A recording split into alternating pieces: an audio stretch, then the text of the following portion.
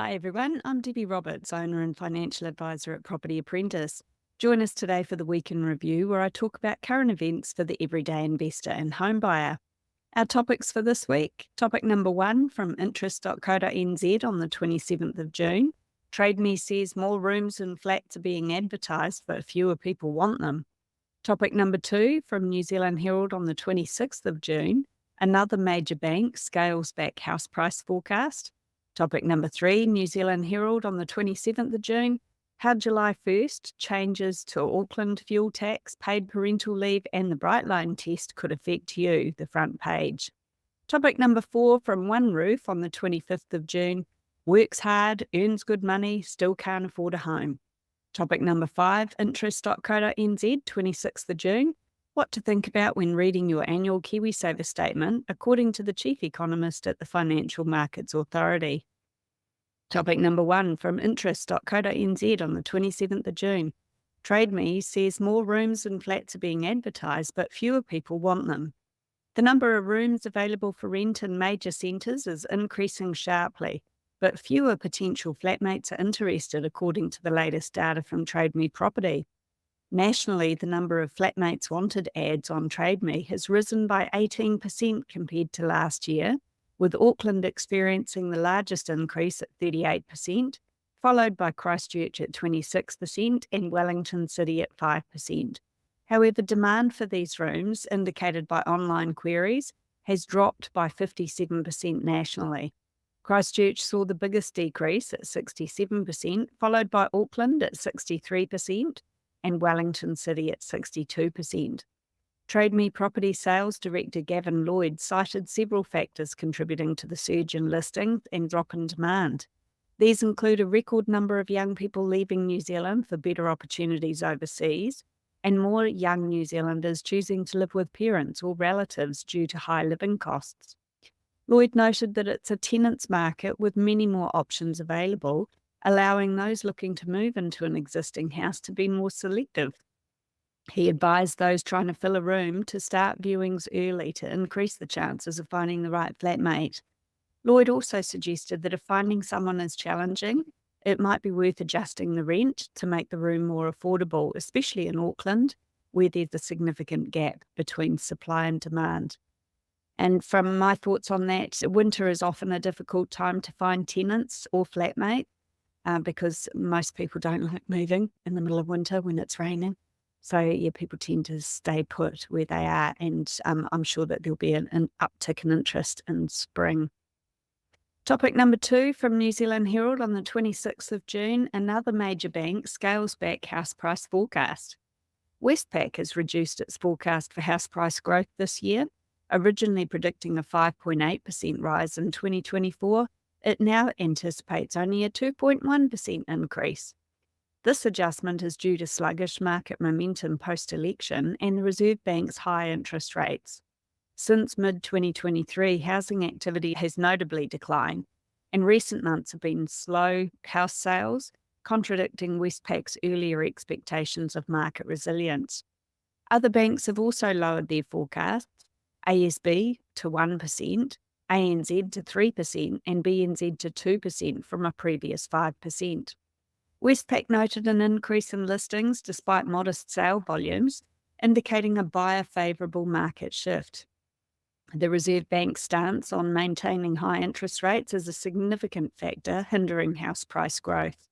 Although a potential OCR cut was expected to support the market in 2024, the Reserve Bank remains firm on its high rate policy, dampening economic growth and confidence indicators, including the housing market.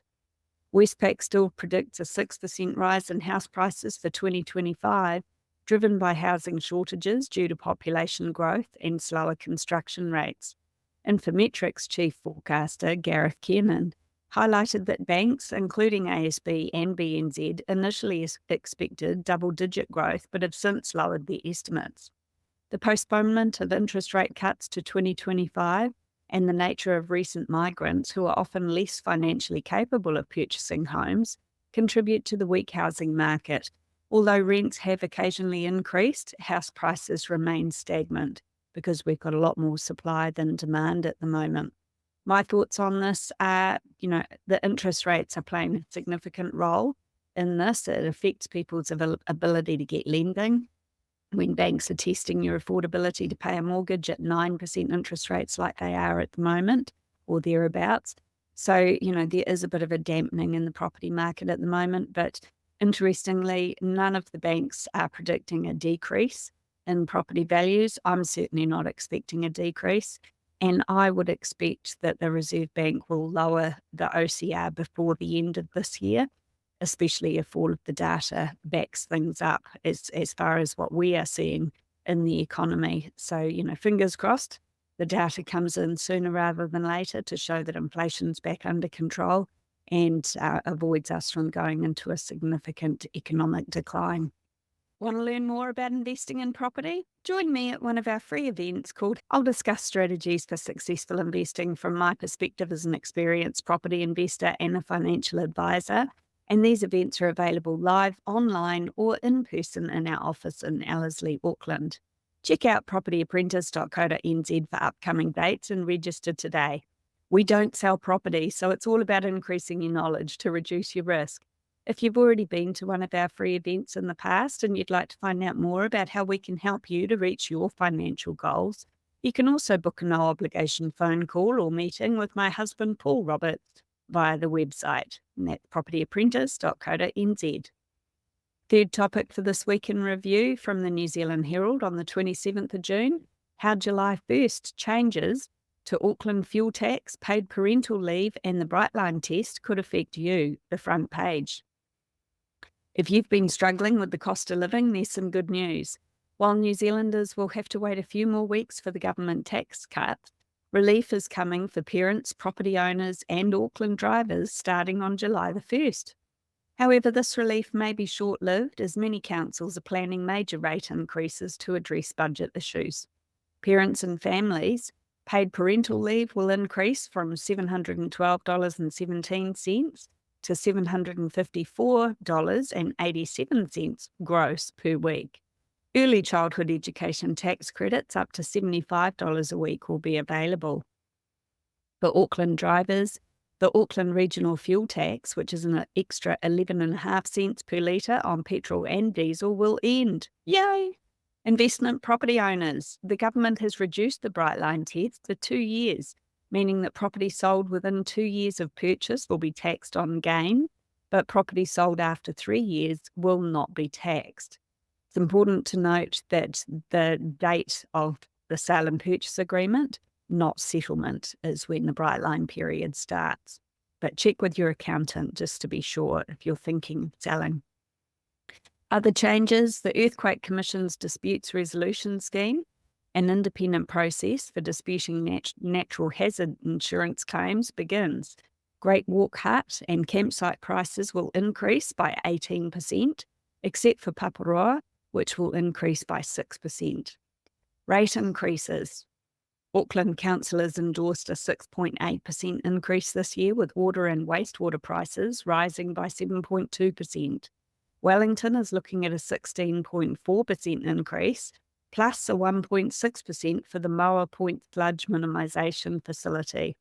Christchurch City Council is considering a 9.95% increase in their rates. Economic Insights, Brad Olsen, Chief Executive and Economist at Infometrics, highlighted that life is getting more expensive. No kidding. He emphasised the need to support new parents, given the financial challenges of raising children and the demographic shifts due to declining birth rates. Supporting families is crucial to ensuring a future workforce and societal stability. Olsen noted that the average rate increase across the country is expected to be around 15%. That's the largest since councils were amalgamated in 1989. This is partly due to underinvestment in infrastructure, with significant cost increases for building bridges and installing water pipes and roads. In summary, while some financial relief is coming on July 1st, rising costs and rate increases will continue to challenge many households and will continue to keep inflation at a higher level instead of helping us to bring that inflation beast back under control. Topic number 4 from Oneroof on the 25th of June, works hard, earns good money, still can't afford a home. There's growing anger among younger New Zealanders over what they see as a breach of the country's social contract, exacerbated by a deepening housing crisis. The affordability challenge, decades in the making, but intensified in recent years, has sparked worries among parents that their children may never achieve the once assumed dream of home ownership. Multi-generational households are becoming more common as young adults face prolonged stays with their parents due to high rental and property purchase costs. Massey University sociologist Paul Spoonley highlights delays in achieving financial independence among adult children as a significant societal shift. Experts interviewed by Oneroof point out that the younger generation feels increasingly disillusioned, believing that traditional pathways to education, employment, and home ownership are narrowing.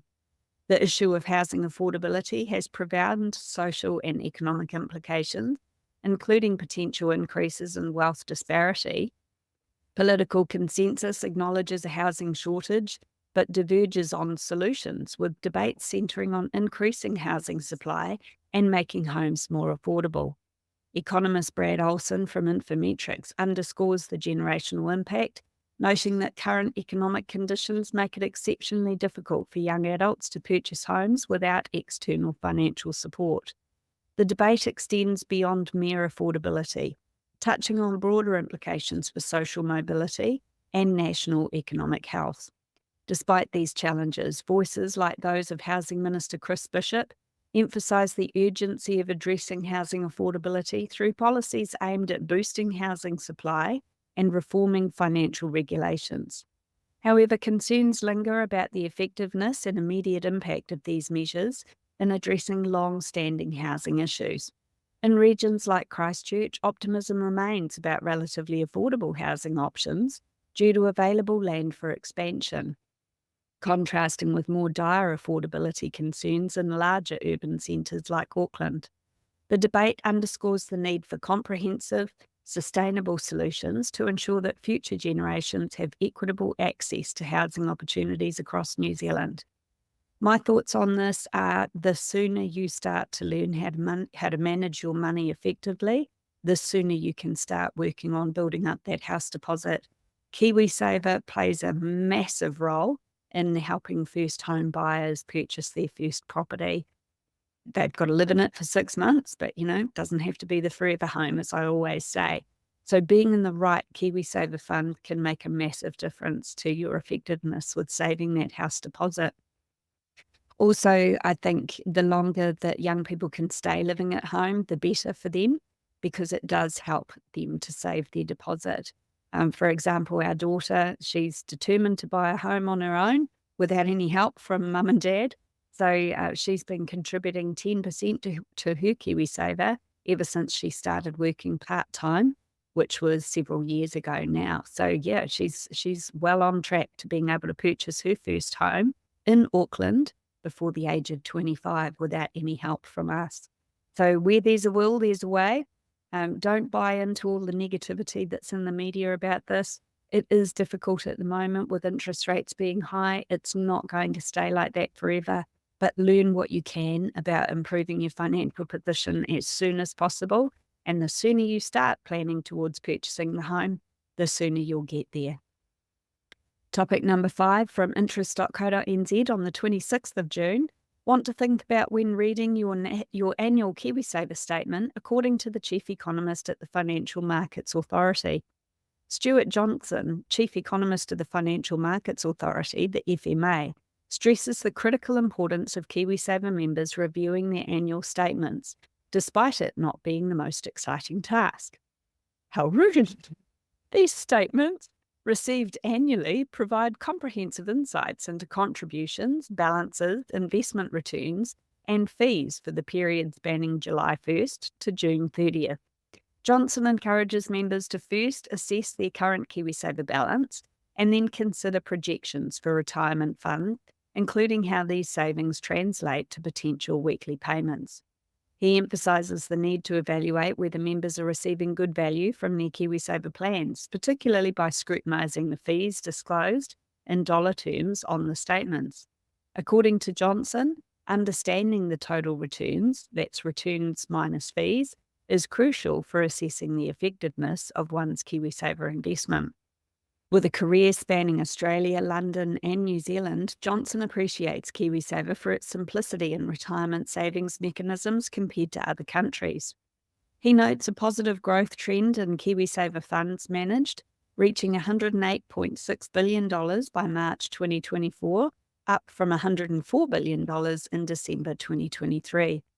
Despite economic challenges such as the current cost of living crisis, Johnson highlights a resilient trend of continued contributions to KiwiSaver funds. The FMA's 2023 annual report indicated a notable increase in financial hardship withdrawals and savings suspensions, reflecting ongoing economic pressures. Monthly KiwiSaver statistics released by Inland Revenue, notably for financial hardship and first home withdrawals, indicate a record high withdrawal figure of $182.5 million in May 2024, remembering that about 25 to 27% of all purchases in the housing market at the moment are going to first home buyers. That's not surprising that we've seen an increase in the withdrawal figures there, although obviously some of those are also for financial hardship causes, which is, that's unfortunately one of those things that we tend to see in this stage of the economic cycle, unfortunately.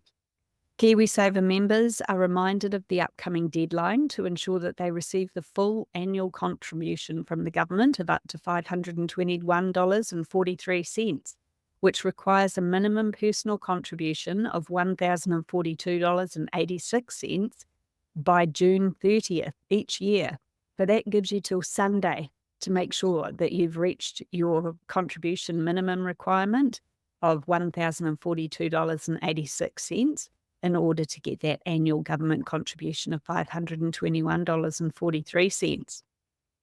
Johnson underscores the importance of proactive engagement with KiwiSaver statements to optimise retirement savings and ensure members are well informed about their financial futures.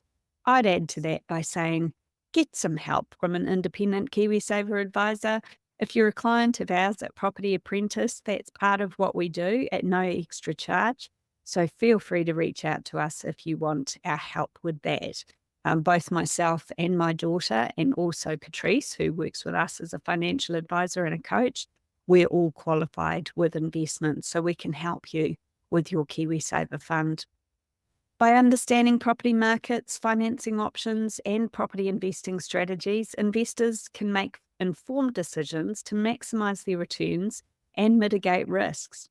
This is actually a great stage of the property cycle. If you're in a position to get lending, it's a great time to be buying property. There's a lot more properties on the market to choose from, much less competition from other buyers. This is literally what they call a buyer's market. If you'd like to learn about investing in property, because that's important, anyone who can get a mortgage can buy a house, but it doesn't mean that it's going to be a good investment.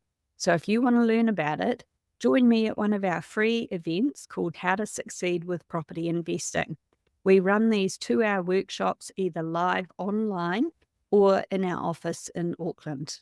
So as an experienced property investor and a financial advisor, I'll be sharing valuable insights and expert tips to help you on your journey. And I also cover off recent property market data to bring you up to speed with what's happening there. Our free events cater to all levels of property investors and first home buyers. I'll also tell you more about how we can help our clients to achieve their financial goals. So if you're interested in finding out more about how we can help you, visit propertyapprentice.co.nz today and secure your spot to register for one of our events. Alternatively, book a no-obligation phone call or meeting with my husband, Paul Roberts, through our website. Thanks for listening.